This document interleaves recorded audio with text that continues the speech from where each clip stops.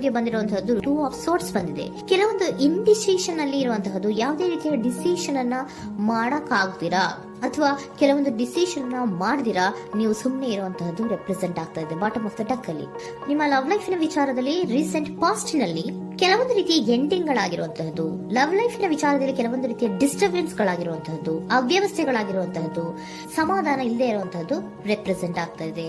ಯಾಕೆ ಅಂದ್ರೆ ಲವ್ ಲೈಫಿನ ವಿಚಾರದಲ್ಲಿ ಯಾವುದೇ ರೀತಿಯ ಪಾಸಿಟಿವ್ ಬದಲಾವಣೆಗಳಾಗುತ್ತಾ ಅನ್ನುವಂತಹದ್ದು ನೀವು ಪಾಸ್ಟ್ ನಲ್ಲಿ ನೀವು ನಿಮ್ಮ ಲವ್ ಲೈಫಿನಲ್ಲಿ ನೀವು ಆಲೋಚನೆಯನ್ನ ಮಾಡಿದ್ದೀರಿ, ಕೆಲವೊಂದು ಬದಲಾವಣೆಗಳಾಗುವಂತ ಸಾಧ್ಯತೆಗಳಿದೆಯಾ ಅಂತ.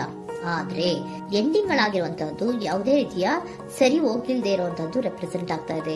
ತುಂಬಾ ಆಲೋಚನೆಯನ್ನ ಮಾಡಿರುವಂತಹದ್ದು ನಿಮ್ಮ ಲವ್ ಲೈಫಿನ ವಿಚಾರವಾಗಿ ನಿದ್ರಾಹೀನತೆಗಳಾಗಿದೆ. ಕೆಲವೊಂದು ರೀತಿಯ ಸ್ಟ್ರೆಸ್ಸಿಗೆ ಒಳಗಾಗಿರುವಂತಹದ್ದು ನಿಮ್ಮ ರೀಸೆಂಟ್ ಪಾಸ್ಟಿನಲ್ಲಿ ನಡೆದಿರುವಂತಹದ್ದು. ಲವ್ ಲೈಫಿನ ವಿಚಾರವಾಗಿ ಯಾವುದೇ ರೀತಿಯ ಅಂತ ಸಮಾಧಾನದ ಏನು ನಿಮ್ಗೆ ನಡೆದಿಲ್ಲ. ಆ ಕಾರಣಕ್ಕೇನೆ ನಿಮ್ಗೆ ಕೆಲವೊಂದು ವಿಚಾರಗಳನ್ನ ಡಿಸಿಷನ್ ತಗೊಳ್ಳುವಂತಹದ್ದು, ಡಿಸೈಡ್ ಅನ್ನ ಮಾಡುವಂತಹದ್ದು ನಿಮ್ಗೆ ಕಷ್ಟ ಆಗ್ತಾ ಇರೋದು. ನೀವು ಪ್ರೆಸೆಂಟ್ ಸಿಚುಯೇಷನ್ ಅಲ್ಲಿ ಬರುವಂತಹ ಆಫರ್ಗಳನ್ನ ನೀವು ಏನ್ ಮಾಡ್ತಾ ಇದ್ದೀರಾ ಅಂದ್ರೆ ರಿಜೆಕ್ಟ್ ಮಾಡ್ತಾ ಇದ್ದೀರಾ ಅಥವಾ ಮಿಸ್ ಮಾಡ್ಕೋತಾ ಇದ್ದೀರಾ. ಕೆಲವೊಂದು ಆಪರ್ಚುನಿಟೀಸ್ ಗಳು ಬಂದ್ರೂ ಕೂಡ ಅದರ ಬಗ್ಗೆ ನೀವು ಕರೆಕ್ಟ್ ಆಗಿ ಗಮನವನ್ನ ಕೊಡ್ತಾ ಇಲ್ಲ. ಯಾಕೆ ಕೊಡ್ತಾ ಇಲ್ಲ? ನಿಮ್ಗೆ ಗೊತ್ತಾಗ್ತಿಲ್ಲ ಏನ್ ಮಾಡ್ಬೇಕು. ಅದಕ್ಕೋಸ್ಕರ ನೀವ್ ಏನ್ ಮಾಡ್ತಿದ್ದೀರಾ, ಎಂಡಿಂಗ್ ಆದಂತಹ ಆಫರ್ಗಳಿರ್ಬೋದು ಅಥವಾ ಬೇರೆ ಯಾವುದೇ ಆಫರ್ಗಳಿರ್ಬೋದು ಬಂದ್ರೆ ಅದನ್ನ ನೀವು ಗಮನನೇ ಕೊಡದೇ ಇರುವಂತಹದ್ದು. ಯಾವುದೋ ಕೆಲವು ವಿಚಾರ ನಿಮ್ಮ ಲವ್ ಲೈಫಿನ ವಿಚಾರವಾಗಿ ಕೆಲವೊಂದು ರೀತಿಯ ಮತ್ತಷ್ಟು ಮುಟ್ಟೋದು ಅಂದ್ರೆ ರಿವ್ಯಾಲ್ಯೂಯೇಷನ್ ಅನ್ನ ಮಾಡ್ತಾ ಇರುವಂತಹದ್ದು ರೆಪ್ರೆಸೆಂಟ್ ಆಗ್ತಾ ಇದೆ. ಪ್ರೆಸೆಂಟ್ ಅಲ್ಲಿ ನಾನು ಯಾವುದೇ ಆಫರ್ ಅನ್ನ ತಗೊಳ್ಳುವಂತ ಸ್ಥಿತಿಯಲ್ಲಿ ಇಲ್ಲ ಅನ್ನುವಂತ ರೀತಿಯಲ್ಲಿ ನೀವು ಆಫರ್ಗಳನ್ನ ಮಿಸ್ ಮಾಡ್ಕೊಳ್ಳುವಂತಹದ್ದು ಅಥವಾ ರಿಜೆಕ್ಟ್ ಮಾಡುವಂತಹದ್ದು ರೆಪ್ರೆಸೆಂಟ್ ಆಗ್ತಾ ಇದೆ. ನೆಕ್ಸ್ಟ್ ಕಾರ್ಡ್ ಬಂದಿರುವಂತಹದ್ದೇನು, ಪ್ರೆಸೆಂಟ್ ನಲ್ಲಿ ಪೇಜ್ ಆಫ್ ಸೋರ್ಟ್ಸ್ ಬಂದಿದೆ. ಯಾವುದೋ ಒಂದು ನಿಮ್ಮ ಲವ್ ಲೈಫಿನ ವಿಚಾರವಾಗಿ ಬಹಳಷ್ಟು ಕ್ಯೂರಿಯಾಸಿಟಿಯಿಂದ ಏನೋ ವಿಚಾರವನ್ನ ತಿಳ್ಕೊತಾ ಇದ್ದೀರಾ, ಬಹಳಷ್ಟು ಕ್ಯೂರಿಯಾಸಿಟಿಯಿಂದ ತಿಳ್ಕೊತಾ ಇದ್ದೀರಾ ಏನಾಗ್ತಾ ಇದೆ, ಹೇಗಾಗ್ತಾ ಇದೆ ಅಂತ. ತುಂಬಾನೇ ನೀವು ಕೆಲವೊಬ್ರು ಲವ್ ಲೈಫಿನ ವಿಚಾರದಲ್ಲಿ ತುಂಬಾನೇ ಮಾತು ಕೂಡ ಆಡ್ತಾ ಇರುವಂತಹದ್ದು ರೆಪ್ರೆಸೆಂಟ್ ಆಗ್ತಾ ಇದೆ. ಏನಾಗ್ತಾ ಇದೆ, ಹೇಗಾಗ್ತಾ ಇದೆ, ಈ ಗಲಿಬಿಲಿಗಳು, ಡಿಸ್ಟ್ರಾಕ್ಷನ್ಸ್ ಗಳು ಅಥವಾ ಡಿಸಿಷನ್ಸ್ ನ ಮಾಡಕ್ಕಾಗದೆ ಏನಕ್ಕೆ ಒದ್ದಾಡ್ತಿದೀವಿ ಅನ್ನೋದ್ರ ಬಗ್ಗೆ ಕೂಡ ನೀವು ಕೆಲವೊಂದು ರೀತಿಯ ಮಾತಾಡ್ತಾ ಇರುವಂತಹದ್ದು ರೆಪ್ರೆಸೆಂಟ್ ಆಗ್ತಾ ಇದೆ. ಯಾವಾಗ ಕೆಲವೊಂದು ವಿಚಾರಗಳಲ್ಲಿ ನೀವು ಮಾತಾಡಿ ಕ್ಲಿಯರ್ ಅನ್ನ ಮಾಡ್ಕೊಂತೀರೋ ಆಗ ನೀವು ಕೆಲವೊಂದು ರೀತಿಯ ಆಕ್ಷನ್ಸ್ ಗಳನ್ನ ತಗೋಬೇಕು ಅನ್ನುವಂಥ ನಿರ್ಧಾರವನ್ನ ಮಾಡಿರುವಂತದ್ದು.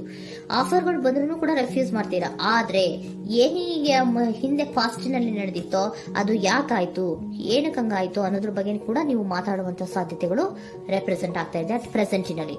ಆಮೇಲೆ ನೀವು ಮಾತಾಡಿದ್ಮೇಲೆ ಕೆಲವೊಂದು ರೀತಿಯ ನಿರ್ಧಾರಗಳನ್ನ ಮಾಡುವಂತಹದ್ದು. ನೈಟ್ ಆಫ್ ವ್ಯಾಂಡ್ಸ್ ಬಂದಿದೆ. ಸೊ ಆವಾಗ ನೀವು ನಿಮ್ಮ ಕೆಲವೊಂದು ವಿಚಾರಗಳಲ್ಲಿ ಕ್ಲಾರಿಟಿಗೆ ಬಂದ್ಮೇಲೆ ನಿಮ್ಮ ಲವ್ ಲೈಫಿನ ವಿಚಾರದಲ್ಲಿ ಕೆಲವೊಂದು ಆಕ್ಷನ್ ಗಳನ್ನ ತಗೊಳ್ಳುವಂತಹದ್ದು ರೆಪ್ರೆಸೆಂಟ್ ಆಗ್ತಾ ಇದೆ.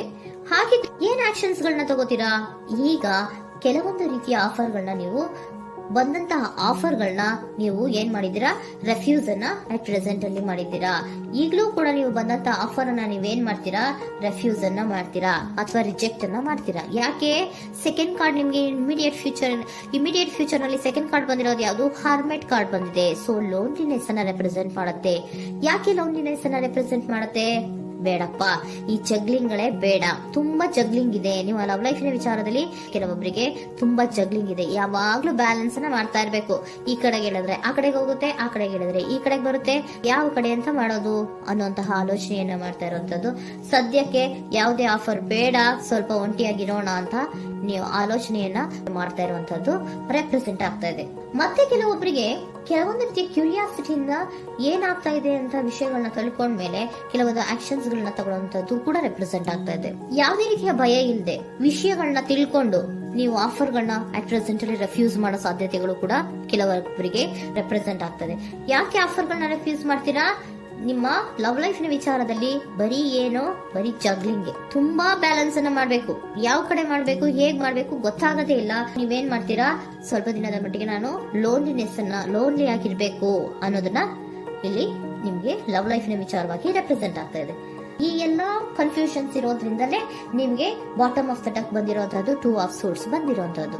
ಸೊ ಇಂಡಿಸಿಷನ್ ಆಗ್ತಾರ ಅಂತ ಏನ್ ಮಾಡ್ಬೇಕು ಗೊತ್ತಾಗಲ್ಲ. ಅದಕ್ಕೇನೆ ನೀವು ಇಲ್ಲಿ ಕುತ್ಕೊಂಡ್ಬಿಟ್ಟಿದ್ದೀರಾ, ನನ್ನ ಲವ್ ಲೈಫ್ ನ ವಿಚಾರವಾಗಿ ಯಾವ ನಿರ್ಧಾರವನ್ನ ಮಾಡ್ಬೇಕು ಅನ್ನುವಂತಹ ಆಲೋಚನೆಯನ್ನ ಮಾಡ್ತಾ ಇರುವಂತದ್ದು, ಹಾಗೇನೆ ಮಾಡುವಂತದ್ದು ನಿಮ್ಗೆ ರೆಪ್ರೆಸೆಂಟ್ ಆಗ್ತಾ ಇರೋದು. ಕೆಲವೊಬ್ರು ರೆಫ್ಯೂಸ್ ಅನ್ನ ಮಾಡಿ ಮುಂದೆ ಹೋಗುವಂತ ಸಾಧ್ಯತೆಗಳು ಇರುವಂತದ್ದು. ಮತ್ತೆ ಕೆಲವೊಬ್ರು ಆಫರ್ ಗಳನ್ನ ಬರುವಂತದನ್ನ ಬ್ಯಾಲೆನ್ಸ್ ಅನ್ನ ಮಾಡಬೇಕು, ಜಗ್ಲಿಂಗ್ ಅನ್ನ ಮಾಡಬೇಕು, ಸದ್ಯದ ಮಟ್ಟಿಗೆ ಒಂಟಿಯಾಗಿ ಇರೋ ಇರೋಣ ಅಂತ ಆಲೋಚನೆಯನ್ನ ಮಾಡ್ತಾ ಇರುವಂತದ್ದು ರೆಪ್ರೆಸೆಂಟ್ ಆಗ್ತಾ ಇದೆ. ನಿಮ್ಗೆ ಏಂಜಲ್ ಗೈಡೆನ್ಸ್ ಏನ್ ಕೊಡ್ತಾ ಇದ್ದಾರೆ? Don't stop. ಇಲ್ಲಿ ಡೋಂಟ್ ಸ್ಟಾಪ್ ನ ಅರ್ಥ ಏನಪ್ಪಾ ಅಂದ್ರೆ, ಯಾವ ಕೆಲವು ವಿಚಾರಗಳ ಬಗ್ಗೆ ಕ್ಲಾರಿಟಿ ಬೇಕು ನಿಮ್ಗೆ, ಯಾವ ವಿಚಾರಗಳಲ್ಲಿ ನಿಮ್ಗೆ ಕನ್ಫ್ಯೂಷನ್ಸ್ ಅಲ್ಲಿ ಒದ್ದಾಡ್ತಾ ಇದ್ದೀರಾ, ಏನ್ ಕ್ಲಾರಿಟಿ ಬೇಕೋ ಅದನ್ನ ಧೈರ್ಯವಾಗಿ ಮುಂದೆ ಬಂದು ಅದನ್ನ ಕ್ಲಾರಿಟಿಯನ್ನ ತಗೊಂಡು ಮುಂದೆ ಹೋಗು, ಅಲ್ಲೇ ನಿಂತ್ಕೋಬೇಡ ಅನ್ನುವಂಥದ್ದನ್ನ ನಿಮ್ಗೆ ಹೇಳ್ತಾ ಇದ್ದಾರೆ. ಯಾವ ವಿಚಾರವನ್ನ ನೀವು ಲವ್ ಲೈಫ್ ನ ವಿಚಾರದಲ್ಲಿ ಏನ್ ಈ ಜಗ್ಲಿಂಗ್ಗಳು ಅಥವಾ ಈ ಬ್ಯಾಲೆನ್ಸ್ ಗಳನ್ನ ಮಾಡ್ಕೊಂಡು ಅಥವಾ ಎಳ್ದಾಟಗಳನ್ನ ಮಾಡ್ಕೊಂಡಿದ್ದೀರೋ ಅಲ್ಲಿಗೆ ಕ್ಲಾರಿಟಿಯನ್ನ ತಗೊಳ್ಳಿ, ಧೈರ್ಯವಾಗಿ ಕ್ಲಾರಿಟಿಯನ್ನ ತಗೊಂಡು ನೀವು ಮುಂದೆ ಆಕ್ಷನ್ಸ್ ಅನ್ನ ತಗೊಳ್ಳುವಂತದ್ದು ರೆಪ್ರೆಸೆಂಟ್ ಆಗ್ತಾ ಇದೆ.